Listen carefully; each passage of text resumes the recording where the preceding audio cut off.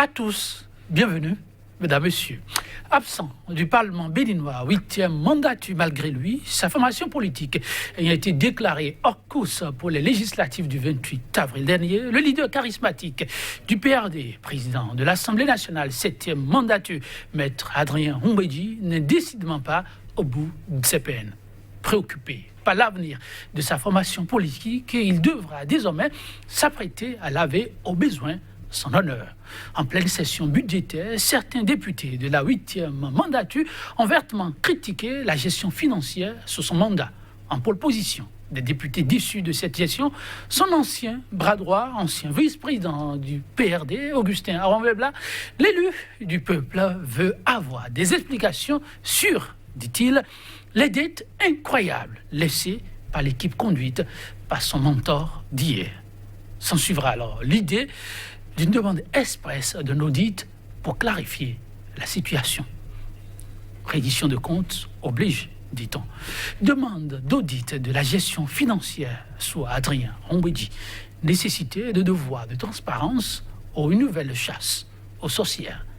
C'est le thème en débat ce jour, mesdames, messieurs.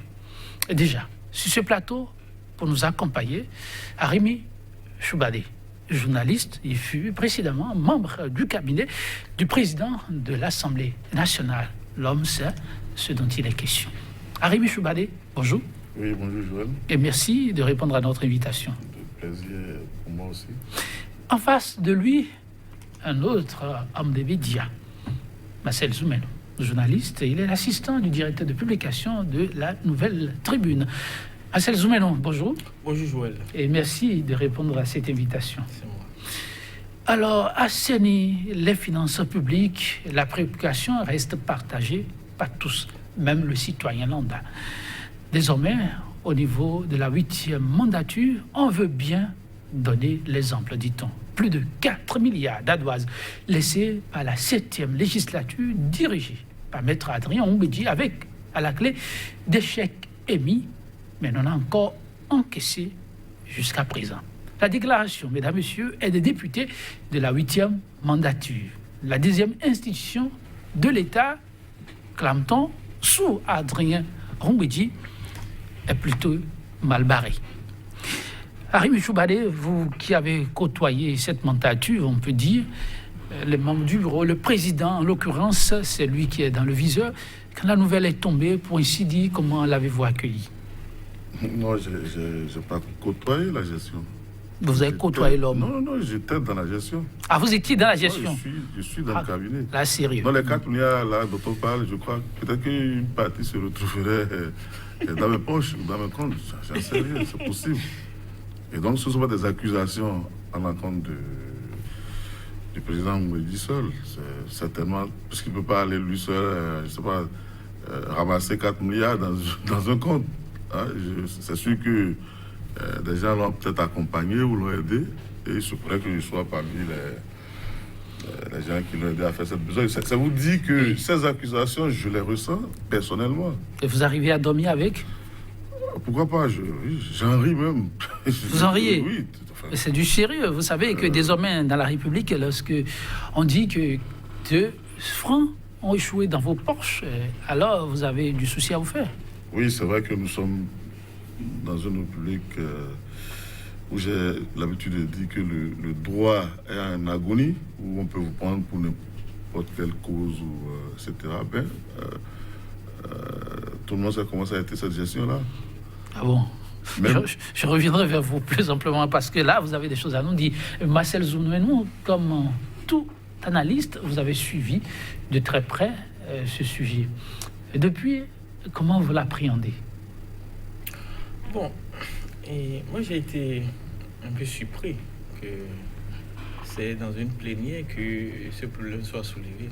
Ah bon? Puisque pour moi, avant que les gens qui parlent ne devraient parler, ils devaient se baser sur des choses qui ont des preuves. Et la preuve, c'est peut-être un rapport qui prouve qu'il y a une mauvaise gestion. Jusque-là, je n'ai pas encore entendu parler d'un rapport, ni d'un audit, puisque c'est maintenant que ceux qui accusent demandent un audit, si j'ai bien suivi les débats.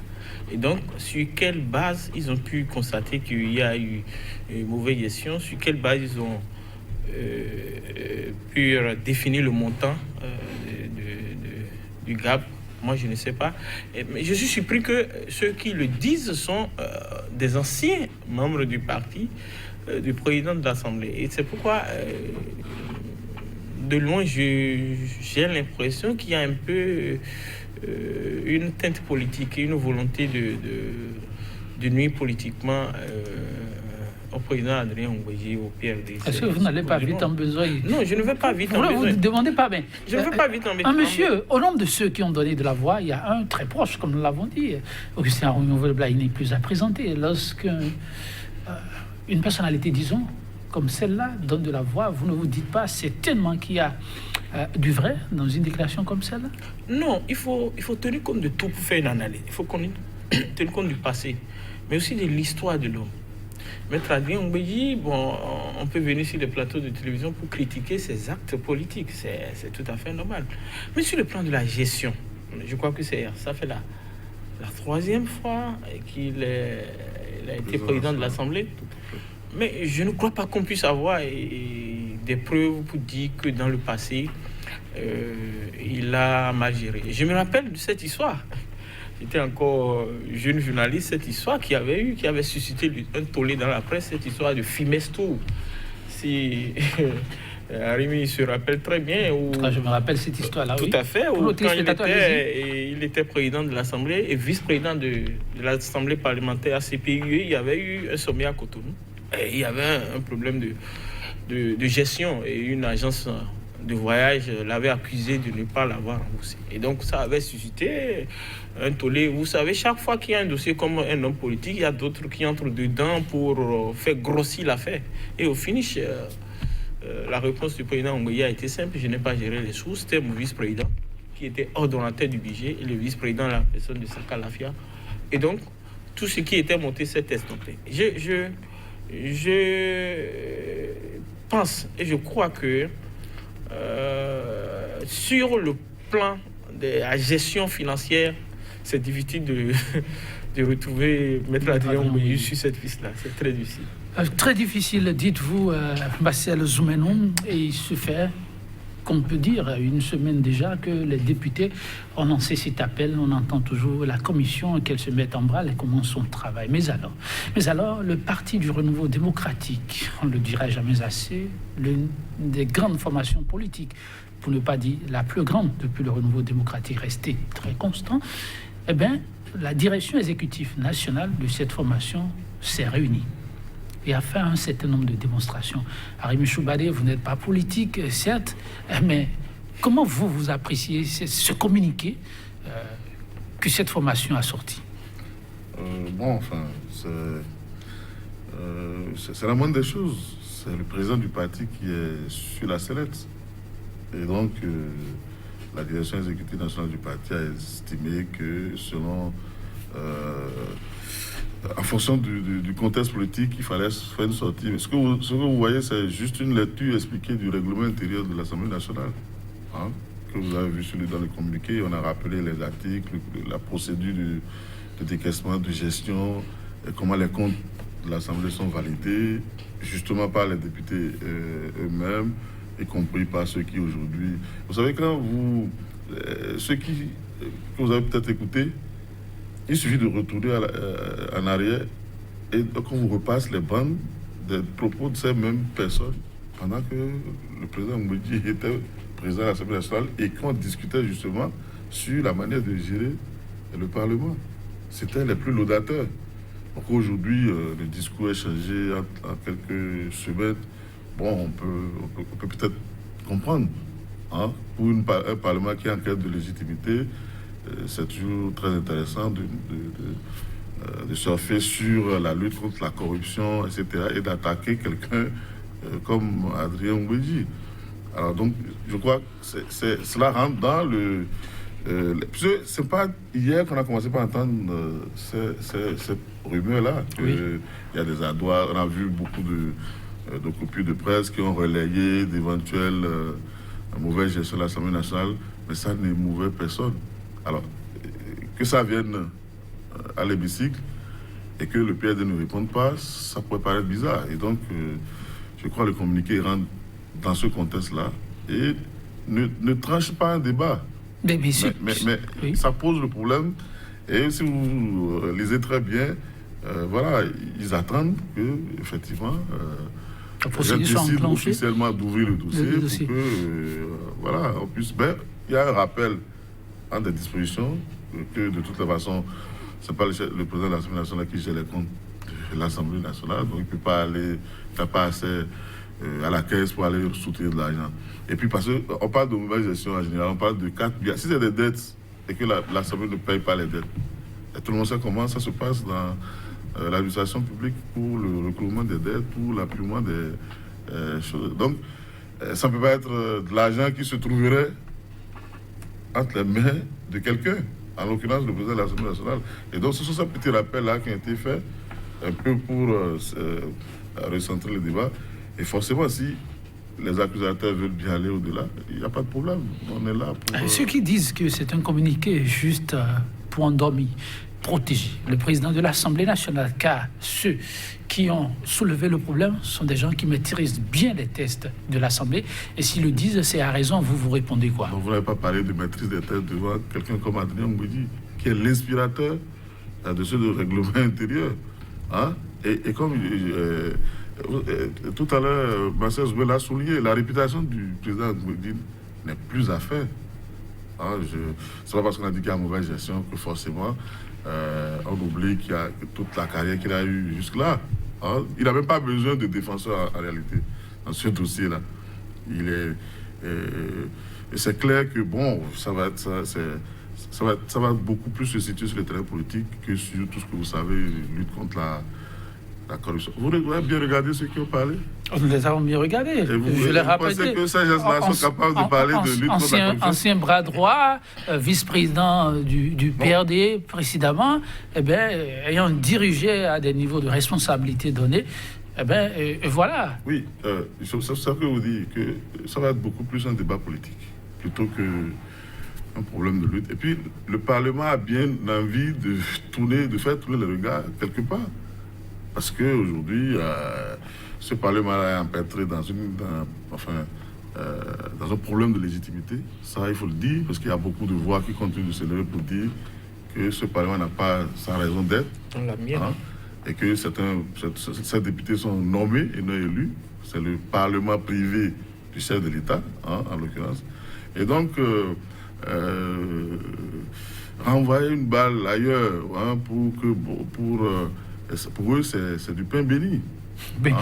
Marcel Zoumenou, lorsqu'on le dit ainsi, est-ce que ça ne va pas faire trop de risques pour un Parlement que, c'est vrai, en quête de sa légitimité, d'aller frapper là où il ne faut pas, et peut-être être tourné en dérision, que de se permettre d'aller sur une piste où il n'y a vraiment rien à se mettre sous la dent?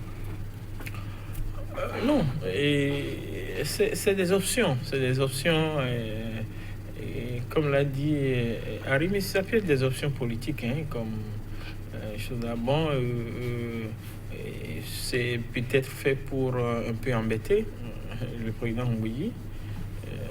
Peut-être aussi pour, comme l'a dit, détourner le regard sur un autre sujet qui est oublié, ce qui se fait actuellement par ce Parlement.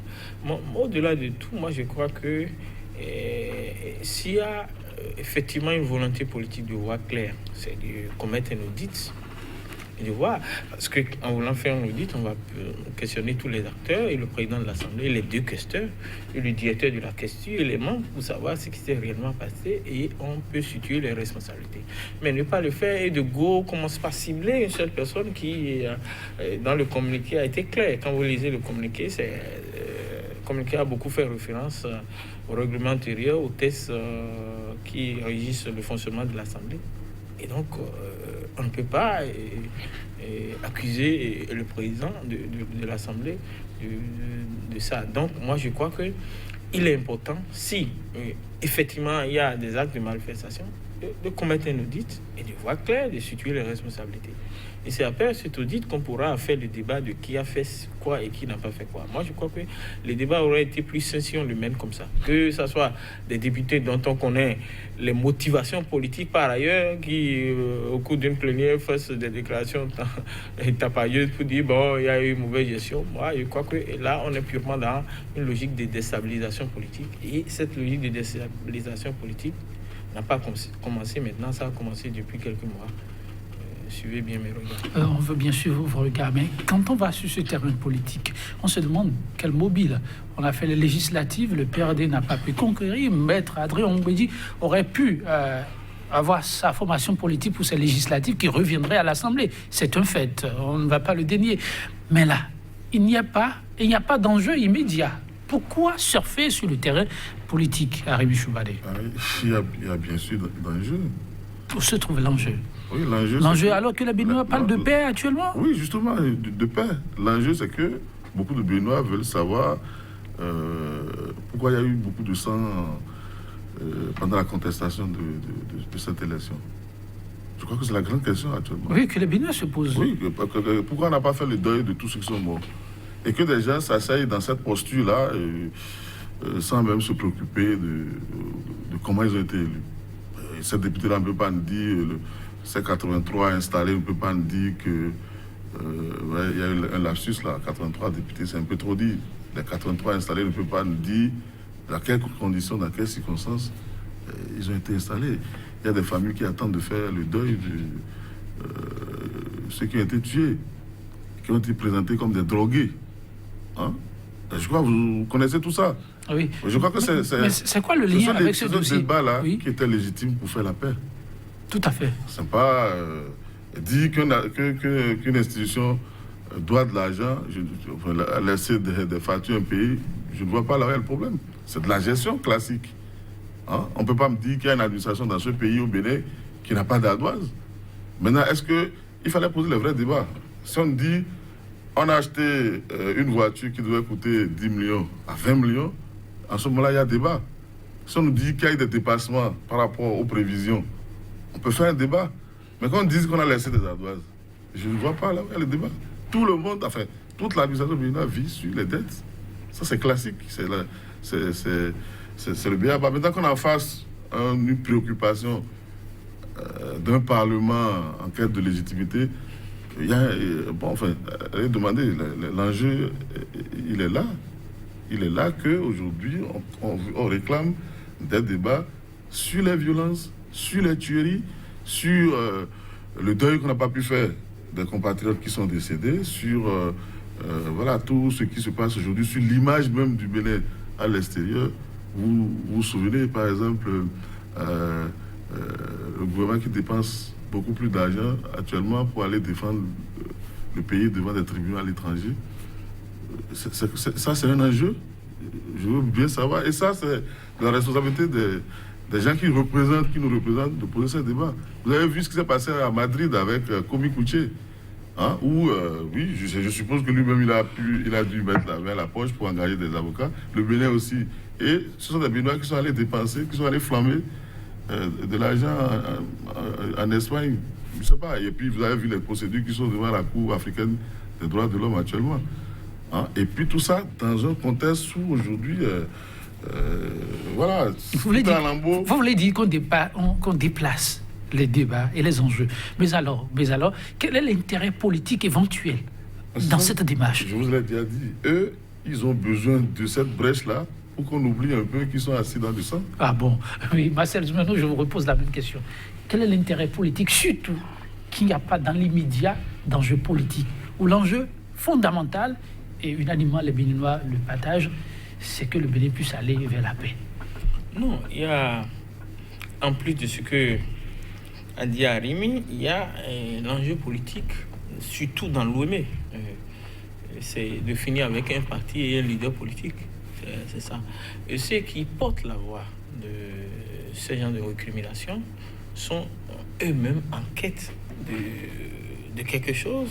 Donc, le terrain occupé par aujourd'hui le PRD, on veut en finir avec. Et on veut en finir avec le leader politique. Et quand on aura fini de nettoyer totalement les derniers résidus, les dernières choses là du parti, on pourra réellement instaurer une nouvelle ère politique dans l'OME. Donc, en dehors de ça, il y a ça que je voudrais ajouter, et il y a l'enjeu des communales dans quelques mois, si le gouvernement veut bien les organiser. Il y a les élections communales, et donc on prépare, on se prépare, et on pressent que un tel parti peut rebondir en force lors des élections communales. Et donc, il faut faire sortir quelque chose pour... décapiter le leader. Tout à fait. Décapiter le leader et le parti. Et pour pouvoir gagner tranquillement les communales. Moi, c'est ce que je vois en termes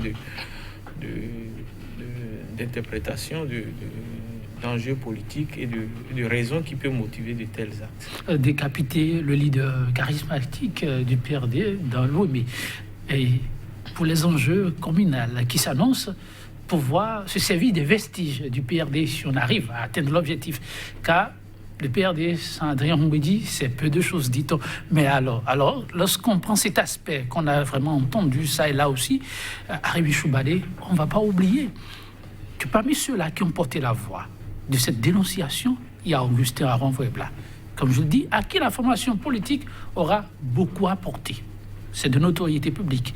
Mais en dehors de lui, il y a Abdoulaye Gounou, qui doit plutôt un peu son parcours au SCBE, ensuite ses alliances qui ont suivi. Quand on prend ces deux hommes ensemble, le premier, qui vient du PRD, à qui le PRD a beaucoup donné, même si aujourd'hui ce n'est plus la lune de miel, le second qui n'a vraiment aucun lien avec le PRD, est-ce que ça fait pertinent de penser au communal avec ces deux hommes? Non, oui, vous avez... Je vous vois un peu glisser dans le piège. Ah bon? Moi, je vous pose la question. Moi, je veux pas... N'est-ce pas vrai qu'Augustin a beaucoup reçu du PRD et reste redevable? Et pour ça, ne glisserait pas de patates. C'est vrai qu'on est en politique. Je ne vois pas deux hommes. Vous ne voyez pas deux hommes? Ils sont 83. Ils sont 83. Qui répondent à tout ce que vous dites là. Arrivé. Vous pensez que derrière eux, c'est tout l'ensemble? Ils sont peut-être des porte-voix d'une certaine mélancolie. Donc c'est pas... non, moi je ne veux pas m'attabler sur ces personnes-là. C'est ça. Ils sont 83, installés dans le sang, élus à 5%. Il faut qu'on se dise la vérité. Enfin, 5% de participation. Enfin. Vous tenez ça d'où? Officiellement, les institutions habilitées à donner les chiffres ont donné les chiffres. Oui, mais nous sommes dans le pays. Nous avons vécu les élections. Et donc, je ne sais pas si vous êtes allé voter. En tout cas, moi, je ne suis pas allé. Et donc, voilà, ces messieurs-là, ils disent me représenter alors que moi, je n'ai pas voté pour eux. Et donc, ça va au-delà de ces deux personnes-là qui ont peut-être accepté jouer un rôle. Sinon, c'est... Justement, là encore, vous voyez, Augustin a accepté jouer un rôle. Ces deux personnes-là jouent un rôle? Oui, vous avez vu, ils sont issus tous les deux des deux partis privés du chef de l'État qui a abouti à ce que vous avez vu là. Et les manœuvres sont déjà là pour justement les municipales. C'est sûr que... Vous apportez conscience à ce qu'il dit? Des manœuvres sont là pour les municipales, alors que le chef se bat. Au jour le jour, vous suivez ça pour la paix, la réconciliation. Nous sommes à 8 mois, pratiquement. Bientôt, avant la fin de l'année, maintenant, on devrait commencer par être dans la fièvre des municipales.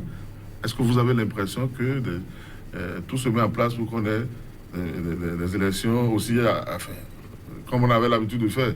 Ça va être peut-être encore un peu plus sanglant que ce qu'on a vécu. Ne dites pas ça. Écoutez, est-ce que c'est moi qui ai demandé aux gens d'aller fusiller en pleine... Vous l'avez vu, non? Le monde entier a vu ces images où on faisait le tir, comment vous appelez? Tir au lapin, en pleine journée, sur des petits en fuite. C'est une armée qu'on dit, je ne sais pas tout ce que vous savez, qu'on a célébré le 1er août dernier et qui s'est mis dans la rue pour chasser des fuyards. Poussant des fuyards et qui tiraient allègrement. Et donc, et puis vous avez vu tout ce qui s'est passé, les arrestations, la terreur qu'on a installée. Aujourd'hui, je ne sais pas si il vous est arrivé encore de passer devant le palais de gouverneur à Porto-Novo ou si vous avez pu... c'est un camp assiégé. Vous ne pouvez même plus, comme avant, vous balader sur l'esplanade qui ne fait même pas corps, enfin, qui ne fait même pas partie du palais de gouverneur, qui est un espace public où les jeunes auparavant venaient les soirs un peu pour réviser leurs leçons parce qu'il y avait des lampadaires, etc. Vous ne pouvez plus passer par là maintenant.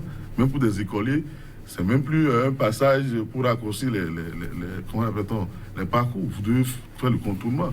Et à l'intérieur, c'est un camp qu'on a littéralement installé. Ils sont en guerre. Ça, c'est une réalité. Maintenant, si un Parlement qui se croit en guerre a envie de projeter une autre image de lutteur ou de, comment l'appelle-t-on, de gardien des finances de la République, c'est de bonne guerre. Non, justement, Marcel Zoumenou, pour les élus qui ont donné de la voix, il est question de pouvoir, à l'instar de l'exécutif, montrer la voie en termes de lutte contre la corruption, d'assainissement et donc de modèle en termes de gestion publique. Officiellement, c'est ce qui a été dit et demander à ce que l'on puisse diligenter et très rapidement cette commission qui fera le travail. Mais alors, lorsque, comme je l'ai dit, on a ces deux figures qui ont fait cette démarche, rien que pour répondre à ce préalable important pour cette législature, qu'Arimi fait cette analyse de données politiques qu'on ne peut plus occulter parce qu'on est en politique, est-ce qu'on peut, parcourant chacune des figures, dire que derrière ces deux hommes, il faut voir tout le nombre qu'ils font, les 83? Bon, il n'y a pas de différence entre les 83 députés. Ils sont les mêmes. Ils sont les enfants du même père. Et donc, si un dit quelque chose, moi je suppose que c'est les autres qui le disent. Et souvent, tout se fait maintenant comme dans une symphonie.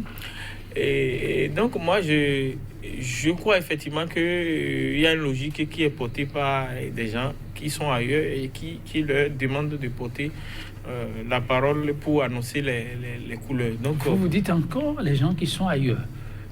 Donc, ce n'est plus l'Assemblée. Qu'est-ce que ça signifie? Les gens qui sont ailleurs et qui leur demandent de...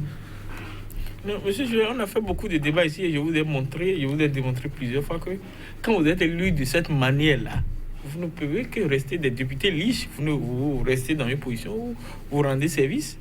Puisque tu ne mérites pas la chose, ou bien c'est pas comme ça. C'est de façon naturelle, c'est comme ça les choses se passent dans la vie. Tu ne mérites pas quelque chose, je te donne. Ça veut dire qu'en retour, tout ce que je te demande, tu dois pouvoir me le rendre. C'est aussi simple, hein. C'est basique ce que je dis. C'est basique, comme ça les choses se passent dans la vie. En même temps, donc les 83 sont dans des postures où ils sont obligés de rendre service. Et donc, moi je suppose que tenir un tel discours ne vient pas d'eux, c'est quelqu'un d'autre qui les demande de le faire. Et donc, qui peut être quelqu'un d'autre qui peut demander? Je ne sais pas, je ne suis pas un devin, mais alors, je pense qu'on est quand même intelligent pour comprendre ces choses. Mais Marcel, une question avant de la reposer à Arimi. Il n'est un secret pour personne aussi que ces formations disent accompagner le chef de l'État. Et on sait, jusqu'à preuve de contraire, le PRD, dont le porte-étendard reste maître Adrien Mbouji, dit aussi accompagner le chef de l'État. Mais la réflexion reste un peu plus critique, nous a-t-on dit récemment. Quand c'est bon, on le dit. Quand ce n'est pas bon, on attire l'attention. Alors, lorsqu'on est presque dans la même mouvance d'idées, est-ce que c'est possible, ça? Si ce n'est pas l'objectivité qui aura prévalu. Là, c'est une question et Alim serait mieux placé pour répondre à cette question non, que moi. Je sais que l'analyste peut apprécier je constate que le PRD jusque-là n'a jamais dit qu'il est de l'opposition. Voilà. Et donc, fort de ça, qu'il est de la même famille que ceux qui le critiquent. Et c'est là que je ne comprends pas.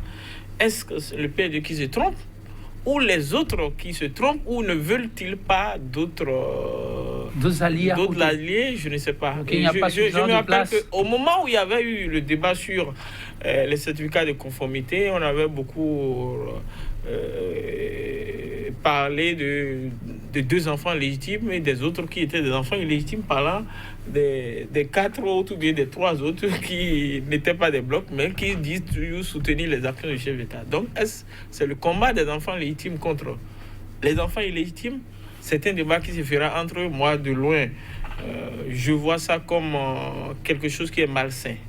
Vous ne pouvez pas vous attaquer à un parti qui, jusque-là, n'a pas encore dit qu'il est de l'opposition. Peut-être que le parti lui-même dit qu'il est de la mouvance, mais peut-être que... Donc, Marcel, si le parti avait dit qu'il est de l'opposition, on peut s'attaquer à lui, c'est ça?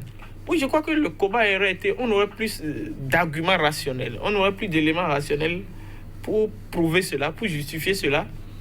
que de dire que deux partis, ou bien des partis qui sont de la même famille, et se tirent entre eux. Ça ne sonne pas bien, c'est pas bien bon à entendre. C'est ce que Alors, je voulais dire. Harim Choubalé, je vous pose la même question. Désormais, une question de leadership pour montrer au chef qu'on est plus à même de le servir que d'autres. Il se passe quoi? Le PRD, jusqu'à preuve de contraire, dit accompagner le chef de l'État. Ceux qui sont aujourd'hui à l'Assemblée nationale disent être là pour que le PAG puisse avoir plus de visibilité, donc accompagner le chef de l'État. Alors, il se passe quoi? Tout le monde connaît les conditions dans lesquelles le PRD... je rappelle que le PRD est un parti de la... je ne sais pas si c'est la mouvance qu'il faut dire ou La majorité présidentielle. il n'y a plus de majorité, puisque c'est de l'unanimisme présidentiel. Hein. Oui, le PRD fait partie de cette tendance-là pour des raisons qui lui sont propres.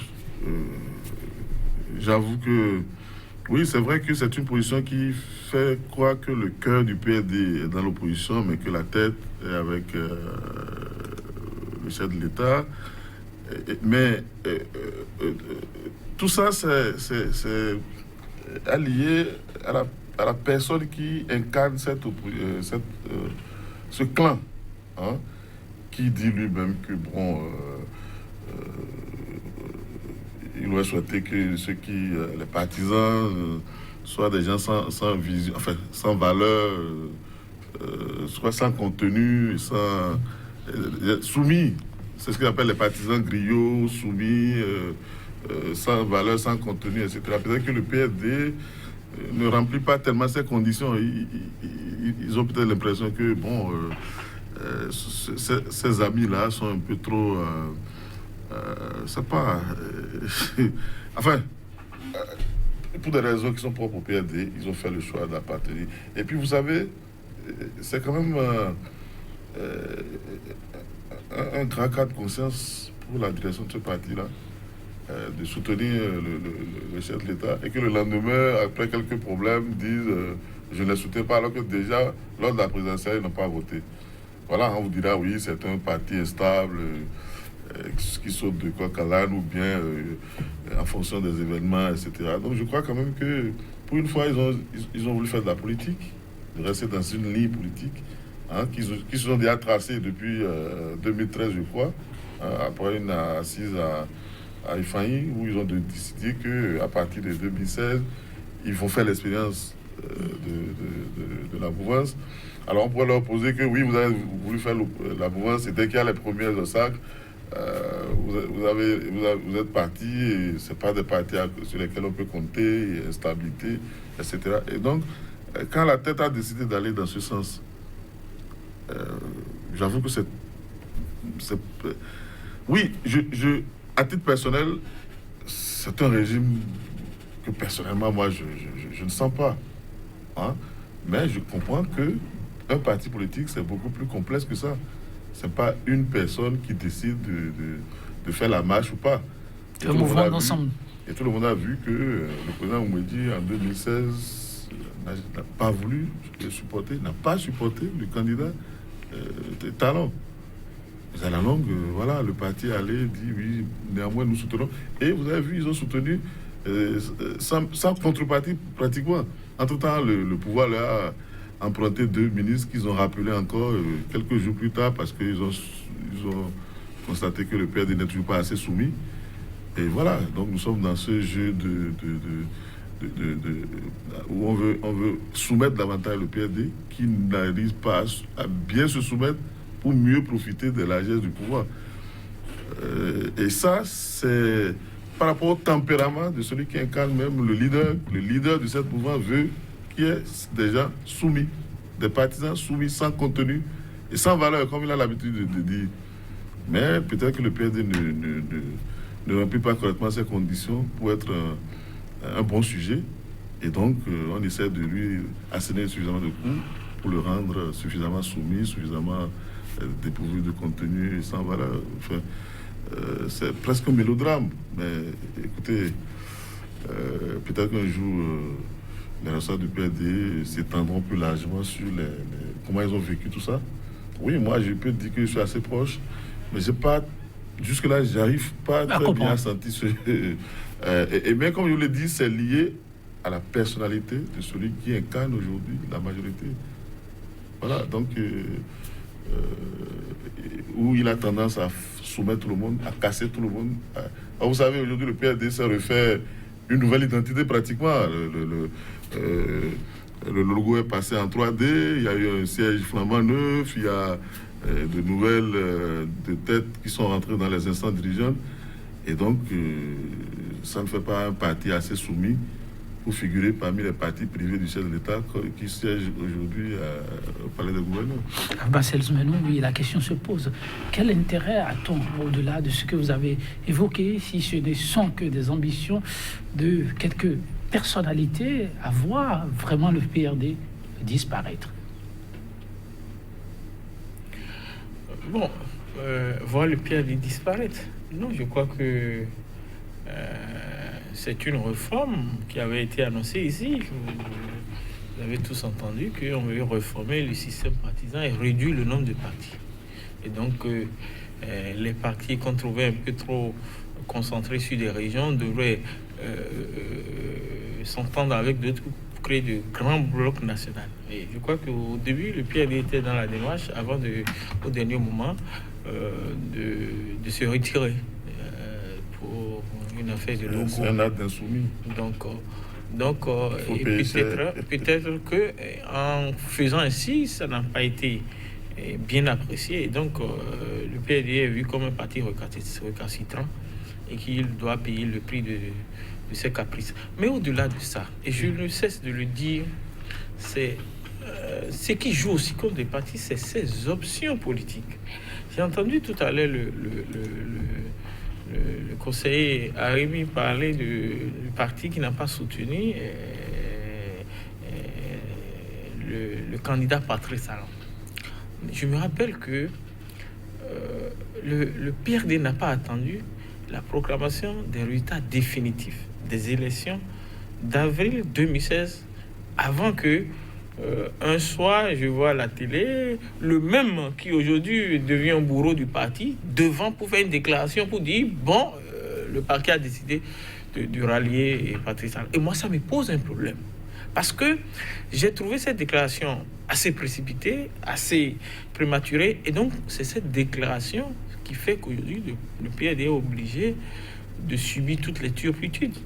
Parce que la bonne démarche aurait été de rester dans une posture d'attentisme, d'attendre d'abord et de voir un peu les premières actions du nouveau président avant de se positionner.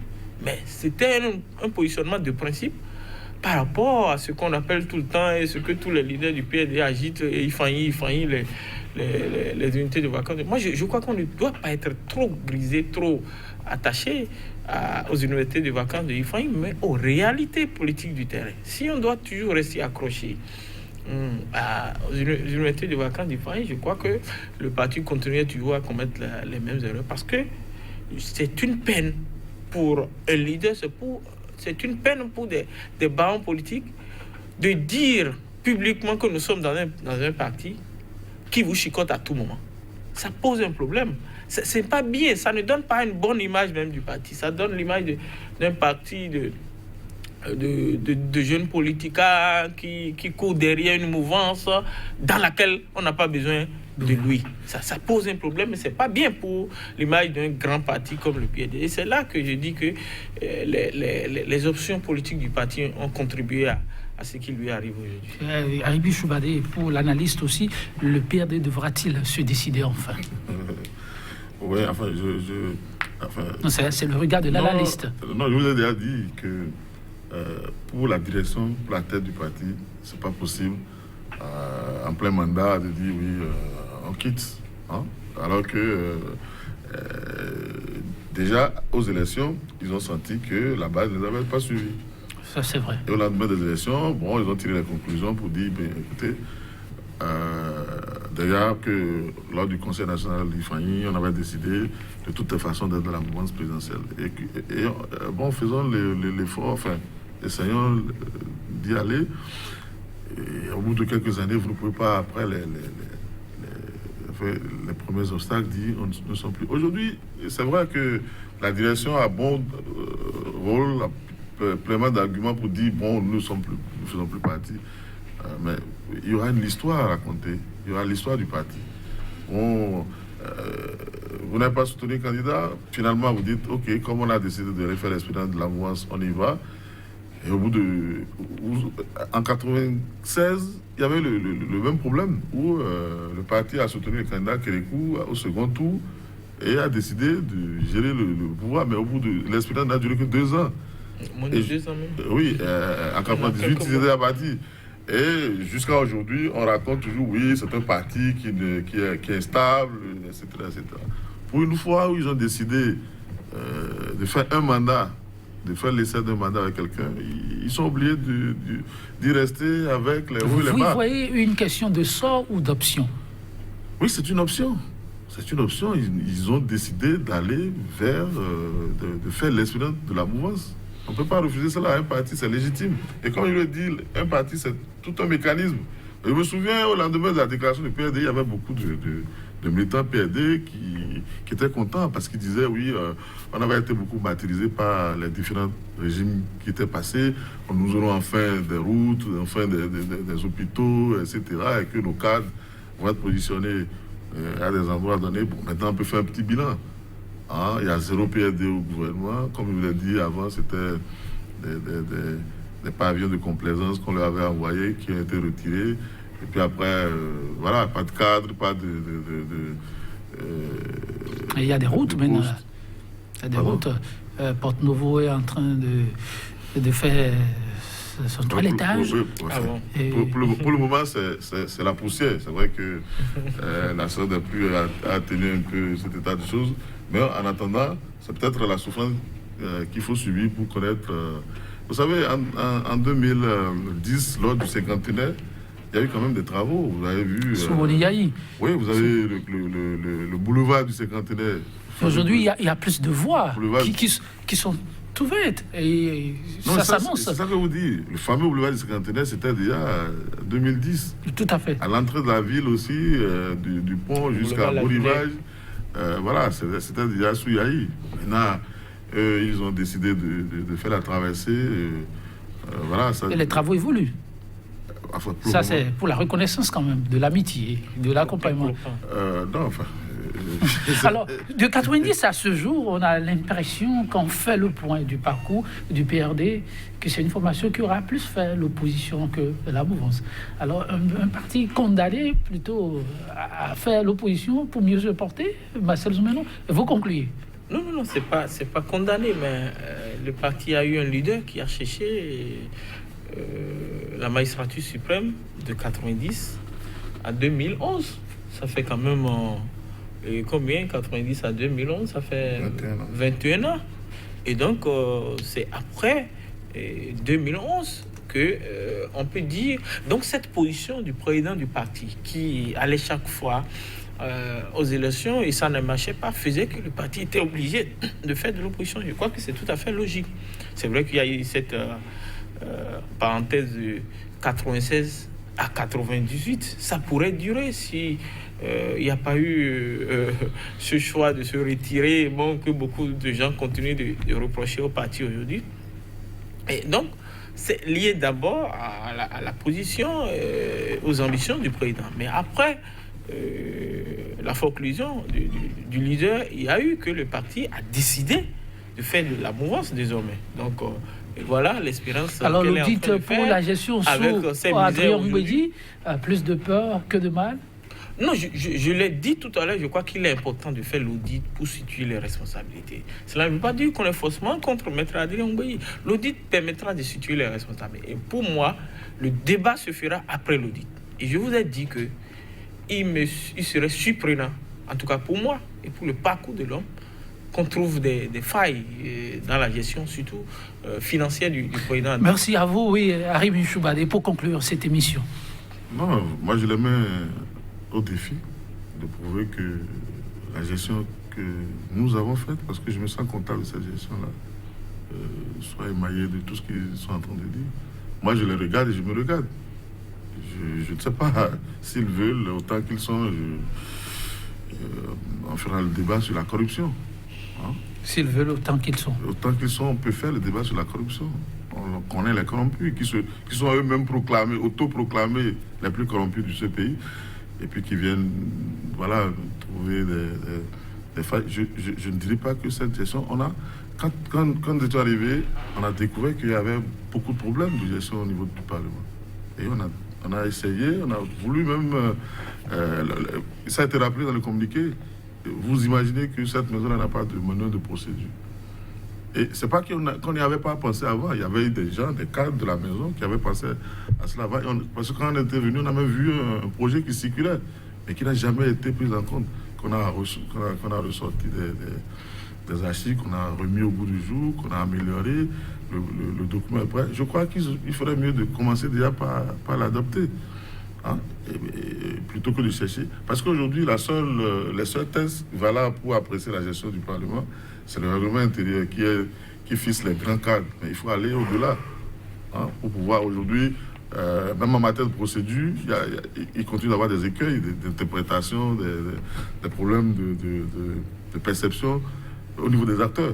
Si c'est la volonté d'aller à l'assainissement, il faut clarifier tout ça. La voie est bien tracée. Et moi, je leur demande, s'ils veulent lutter contre la corruption, qu'ils nous disent comment on les a installés dans le sang. Merci à vous, Arimi Choubadé. Merci également à Marcel Zoumenou.